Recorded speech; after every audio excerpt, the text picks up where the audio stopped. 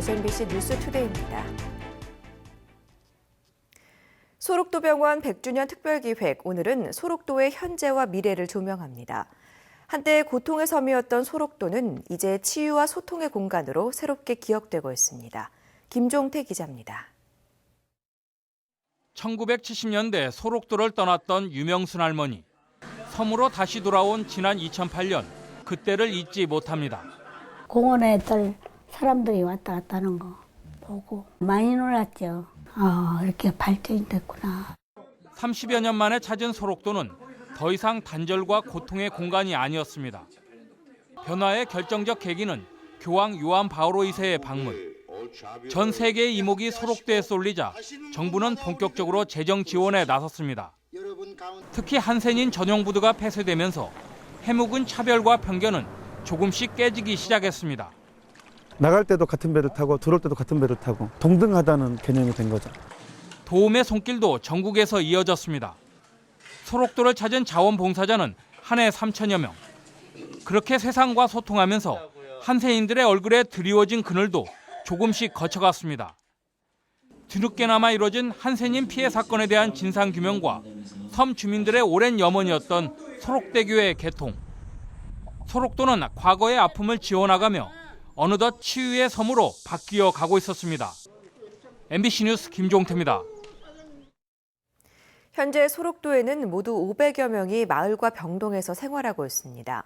그들의 일상은 어떻고 또 우리에게 어떤 메시지를 전하고 있을까요? 문영철 기자입니다. 실내에 마련된 인조잔디 위에서 게이트볼 경기가 한창입니다. 가라! 아이고 아웃이네. 마을 사람들과 함께 즐기는 운동은 섬 생활의 가장 큰 즐거움입니다. 그 공이 치고 이렇게 하는데 정신적으로 좋아요. 이 다리 운동도 되고 상체 운동도 되고. 소록도 7개 마을에는 이렇게 한센병에서 완치된 410여 명의 주민이 생활하고 있습니다. 기본적인 의식주가 제공되는 점을 제외하면 이들의 일상은 여느 시골 마을과 크게 다르지 않습니다. 섬을 산책하기도 하고 335 모여 수다도 떱니다. 주민들은 자치회를 만들어 마을을 스스로 관리하고 병원 업무를 돕습니다. 병동에는 120여 명의 환자가 입원해 있습니다. 고혈압이나 당뇨 같은 노인성 질환자가 대부분. 밖에서 목욕봉사 오신 분들이 계세요. 오늘은 지금 그분들이 오셔가지고 미용도 다 하셨고 머리도 오늘 다 이발하셨거든요. 다른 사람의 도움이 필요하긴 하지만 역시 한센병에서는 자유로워진 사람들입니다. 천국이래요, 천국. 간호사님, 선생님들 얼마나 잘해주는지 말로 다 할 수 없어요.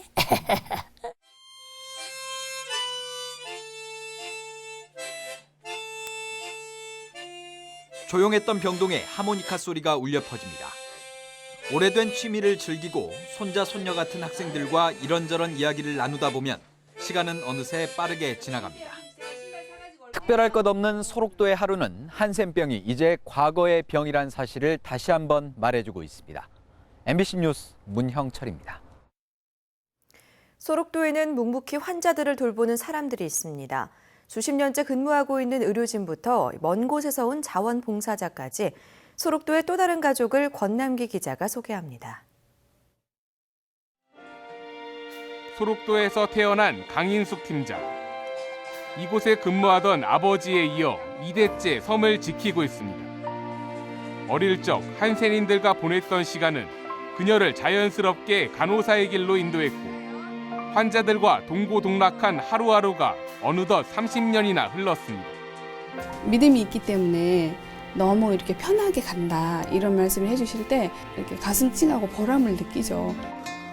오동찬 의료부장은 20여 년 전 공중보건의로 소록도 근무를 시작했습니다. 진료 환경이 열악하던 그 시절 필요한 수술 장비를 구하기 위해 서울에 있는 병원까지 발품을 팔았습니다. 함께 섬에 들어온 동료 의사들이 떠날 때에도 흔들리지 않았던 것은 어느새 커진 가족애 때문이었습니다.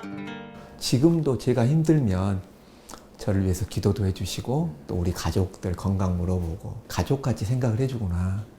이게 항상 감사하고. 입원 환자들의 식사 시간.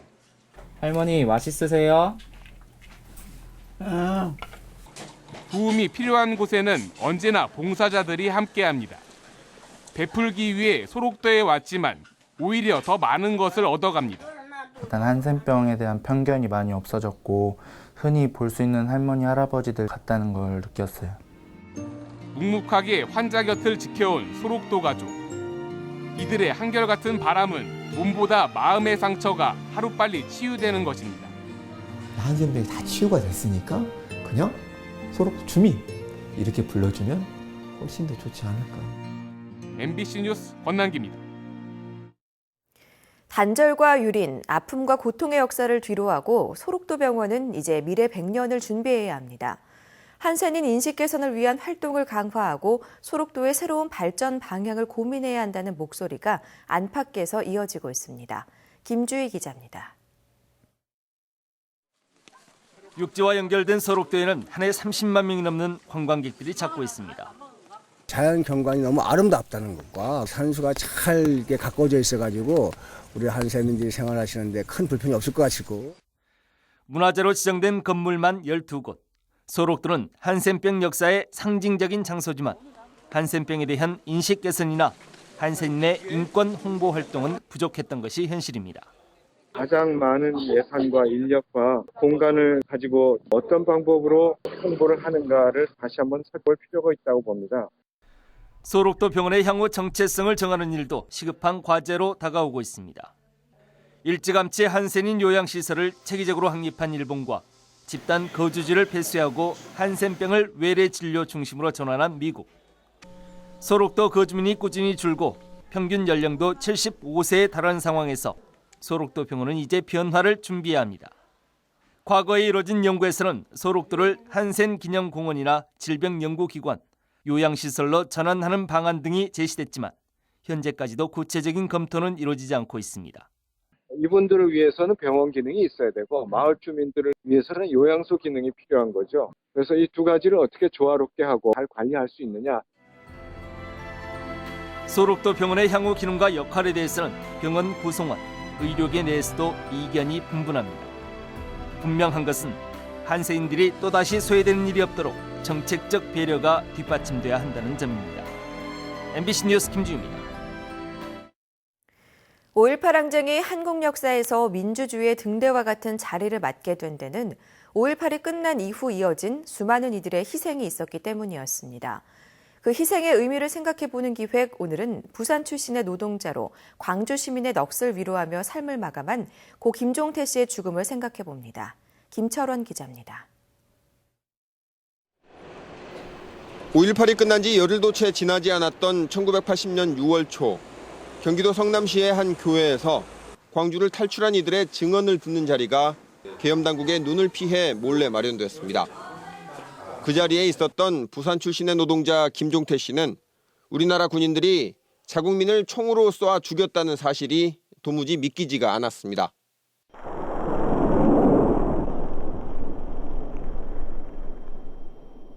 어떻게 한국 군인이 국민을 그렇게 무자비하게 그렇게 죽일 수 있고 그렇게 악하게 행동을 할 수 있는 거냐. 이것은 다 난조된 것이다. 그다음에 그런 것 해가지고 선동해갖고 어떻게 하려고 책임을 지려고 그러냐고. 결국 광주에 직접 와서 증언이 사실임을 알게 된 김종태 씨. 서울로 돌아와 광주 학살의 진실을 알리는 전단지를 만듭니다. 광주 시민의 넋을 위로하며라는 제목의 성명서를 뿌렸지만 김 씨의 주장을 들어주는 이가 아무도 없었습니다. 종태는 매일 유인물을 만들었었어요. 매일 유인물 만들어가지고 직접 쓴 유인물이죠. 그리고 가리방 있는 데 가서 밤을 새워서 가리방으로 긁어가지고 그걸 종로서적이나 이런 데 가서 사람들이 많이 보는 책에다가 그 유인물을 계속 혼자서 그걸 뿌리고 다니다가 결국 광주 항쟁이 끝난 지 13일 만인 6월 9일 분신을 결행하기에 이릅니다. 노동자 김종태 씨가 분신했던 장소로 추정되는 이화여대 앞 큰 길가입니다. 당시 김 씨는 자신의 몸에 불을 붙인 뒤 유신잔당 물러가라, 노동 3권 보장하라, 그리고 비상계엄 해제하라 등의 구호를 외치며 이곳에서 쓰러졌습니다.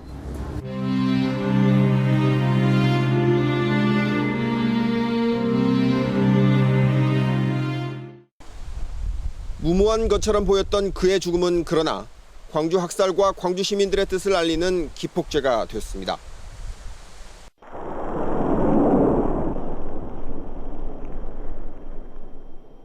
부평, 평택, 안산, 인천 노동자들이 왔습니다. 노동자들이 많이 와서 추모에 참석했고 성남 시민들이 왔고 교회 쪽에서 오고 해서 주민교회가 그냥 발 디딜 자리가 없을 정도로 넘치게 와서 추모회를 했고요. 노동자로 일하며 야학을 통해 사회를 바꾸고 싶어 했던 김종태 씨. 내 작은 몸뚱이를 불질러 광주 시민과 학생들의 의로운 넋을 위로해드리고 싶다던 청년의 인생은 22회로 끝나고 말았지만 자신의 몸을 태워서라도 광주의 진실을 알리고자 했던 뜻은 36년 넘게 이어지고 있습니다. MBC 뉴스 김철원입니다. 국가보훈처가 5.18 기념식에서 임을 위한 행진곡 재창을 불허한 것에 대해 전남도의회가 강력히 항의하고 나섰습니다. 대정부 항의 차원에서 의원들은 본회의장에서 다 같이 임을 위한 행진곡을 불렀습니다. 최진수 기자가 보도합니다. 전남도의회 임시회가 열린 본회의장. 정부의 임을 위한 행진곡 재창 불허에 유감을 표명하는 의원 5분 발언이 이어집니다. 임을 위한 행진곡의 탄생과 불려진 과정을 담은 동영상도 상영됩니다. 이 동영상은 2014년 광주시가 제작한 UCC 언어 결혼식으로 임을 위한 행진곡 불허 논란과 함께 최근 SNS를 통해 관심을 받고 있습니다. 동영상 상영 중 임을 위한 행진곡이 흘러나오자 본회의장에 앉아있던 의원들이 하나둘 일어섭니다. 모두가 하나가 돼 임을 위한 행진곡을 재창하고 노래가 끝나자 박수로 마무리합니다. 의원들은 정부가 더 이상의 역사 왜곡과 부정을 멈추고 임을 위한 행진곡 재창과 공식 기념곡 지정에 나설 것을 촉구했습니다. 박근혜 대통령이 국민 통합 차원에서 임을 위한 행진곡 재창을 긍정적으로 지시했음에도 불구하고 국가보훈처가 임을 위한 행진곡 재창을 거부함에 따라서 우리 전남도의회 차원에서 이를 항의하기 위해서 광주 시민들, 전남도민들이 같이 했으나 그것을 기념곡으로 이렇게 지정하는 부분을 정부에서 8년째 맡고 있다는 것이 좀 잘못됐지 않냐. 전남도 의원들은 의사 일정을 마무리하고 국립 5.18 민주묘지를 찾아 참배했습니다. MBC 뉴스 최진수입니다. 여수 MBC 청소년 방송 아카데미가 어제부터 본격적인 미디어 교육 일정에 들어갔습니다. 방송 교육 인프라가 열악한 우리 지역에 특별히 의미 있는 프로그램으로 될 것으로 기대됩니다. 첫 교육이 이루어진 현장을 박광수 기자가 찾아봤습니다. 방송용 드론을 띄워 상공에서 촬영한 영상이 실시간으로 전송돼 대형 모니터에 나타나고 카메라가 달린 소형 장비를 학생들이 직접 조종해 보기도 합니다. 학생들끼리 라디오 DJ와 방송 엔지니어로 역할을 나눠 실제 방송처럼 멘트도 녹음해 봅니다. 별이 빛나는 밤에 안녕하세요. 저는 별이 별반지기 영경훈입니다. 자유학기제 본격 시행을 앞두고 여수 MBC가 마련한 청소년 방송 아카데미. 6개월간의 준비 과정을 거쳐 전남 동부 지역에서 처음으로 시도된 미디어 교육 프로그램입니다. 방송 현업 인력이 교육에 참여하고 프로그램에는 강의와 체험, 실습의 형식이 망라돼 유익한 내용에 재미까지 더했습니다. 우리 지역의 방송에 관심 있는 학생들이 방송 현업자들인 기자, PD, 아나운서들과 함께 재미있고 유익한 방송 현장 체험을 시키고자 합니다. 특히 이번 과정에 대비해 새롭게 시설한 방송 체험장은 가상 스튜디오와 조종실을 소규모로 꾸며 방송이 만들어져 송출되는 과정을 한눈에 알 수 있도록 했습니다. 더 재밌게 하니까 더 머릿속에 잘 박히는 느낌이었고요. 그냥 체험 하나하나 자체가 다 유익한 내용이어서 도움이 된 것 같아요. 여수 MBC는 앞으로 지역 내 초등학교 5, 6학년과 중학교 1, 2학년 학생들의 신청을 받아 당일 일정과 1박 2일 체험 프로그램을 연중 실시할 계획입니다. MBC 뉴스 박광수입니다. 전라남도가 여수 적금도와 고흥 영남을 잇는 교량 명칭을 파령대교로 결정한 것과 관련해 여수 주민들의 반발이 커지고 있습니다. 여수 적금 향후에는 어제 시청 브리핑룸에서 기자회견을 열고 적금 영남간 다리를 지명 표준화 편남에 따라 적금대교로 명명한 뒤 공사를 진행해 왔는데 이제 와서 파령대교로 명칭하는 것은 있을 수 없는 일이라고 강조했습니다. 또한 명칭 변경을 위한 여수시의 이의 신청을 무시한 전라남도 처사를 이해할 수 없다며 다리 명칭을 파령대교로 강행한다면 고흥군과의 이동 차단 등 물리적 저지도 불사할 계획이라고 밝혔습니다. 광양 이란간 바닷길이 4년 8개월 만에 복원됩니다. 여수광양항만공사는 오는 20일 이란 국영선사인 이리슬 해운이 사브디스호를 투입하는 것을 시작으로 본격적인 주 1항차 정기 서비스 운영에 들어간다고 밝혔습니다. 이번 이란 정기선 서비스는 이란에 대한 국제사회의 경제 제재로 운항이 중단된 2011년 이후 4년 8개월 만입니다. 이번 항로 복원으로 호남 지역에서 생산되는 한국산 가전제품과 타이어, 자동차, 철강 제품 등이 수출길에 올라 이란과의 경제 교류가 한층 더 활기를 띨 것으로 예상됩니다. 이순신대교에서 지역의 재난 대응 체계가 총동원되는 교량 복합사고 대응 가상 훈련이 실시됐습니다. 광양시에 따르면 어제 오후 이순신대교에서 차량 20중 추돌과 화재로 사상자가 발생하고 유류가 해상에 유출되는 등 복합적인 대형 사고 상황을 가상한 재난 대응 훈련을 실시했습니다. 이번 훈련에는 광양시를 비롯해 여수시와 소방, 경찰 등 30여 기관 단체 직원 400여 명과 차량 선박과 헬기 등이 동원됐으며 이순신대교의 교통도 오후 1시간가량 통제됐습니다. 지난해 전남 동부 지역의 마이스터고 졸업생 취업률이 모두 90%를 넘었습니다. 전라남도 교육청에 따르면 2015년 여수 석유화학고의 취업률은 92%, 광양 항만물류고는 91.3%의 취업률을 기록했습니다. 한편 전남 지역 전체 특성화고와 마이스터고 취업률은 78.3%로 3년 연속 전국 1위를 차지했습니다. 빚으로 고통받는 도민들의 실질적 자립과 자활을 돕기 위한 전남도의 금융복지상담센터가 새롭게 문을 열었습니다.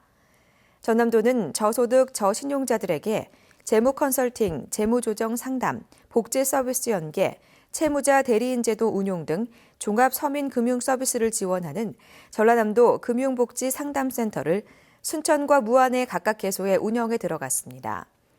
전남도는 센터가 개소에 운영에 들어간 지 불과 사흘 만에 전화 또는 방문 상담이 57건에 이르는 등 큰 호응을 얻고 있다며 빠른 시일 안에 각 시군에 상담 창구를 개설해 도민들에게 실질적인 도움이 될 수 있도록 할 방침입니다. 여수 웅천지구에 시민 기념의 숲이 조성됩니다.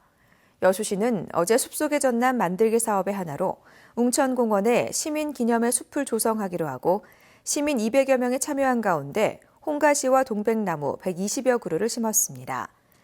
기념의 숲은 출생과 입학, 졸업, 승진 등 각종 기념일의 의미가 담긴 나무를 시민들이 명패를 달아 직접 심어 조성하는 것으로 나무는 시산림조합에서 기증했습니다. 교도소에 수감 중인 오현섭 전 여수시장의 사면을 위한 서명 운동이 펼쳐져 관심이 모아지고 있습니다. 최근 여수 지역에서는 일부 정관계 인사를 중심으로 오 전 시장이 한순간에 과오로 수감 중이지만 여수 세계박람회를 유치한 공로를 다시 평가해야 한다며 서명운동을 벌이고 있습니다. 광주 30도, 상주는 31도까지 치솟겠습니다. 낮 동안에는 가벼운 옷차림 하시는 게 좋겠는데요. 아직까지 아침, 저녁으로는 선선하니까요. 여벌의 옷으로 체온 조절에 신경을 써주시는 게 좋겠습니다. 또 오늘 전국 대부분 지방에서 오존 농도가 나쁨 단계까지 오르겠습니다. 호흡기 질환이나 두통을 유발시킬 수 있는 만큼 노약자나 어린이는 가급적 한낮에 야외활동을 자제하시는 편이 좋겠습니다. 현재 구름 영상입니다. 전국에 맑은 하늘이 드러나 있는데요. 서쪽 곳곳으로는 안개가 다소 끼어 있습니다. 오늘 고기압의 영향으로 내내 쾌청하겠고 낮 동안에는 자외선이 강하게 내리쬐겠습니다. 현재 기온 보시면 서울이 14.6도, 대구 15.2도로 출발하고 있습니다. 한낮 기온은 서울이 29도, 전주 30도, 대구 30도로 대부분 30도 안팎까지 오르겠습니다. 때이른 더위는 주말까지 이어지겠고요. 다음 주 초에 비가 오면서 꺾일 것으로 전망되고 있습니다. 날씨였습니다.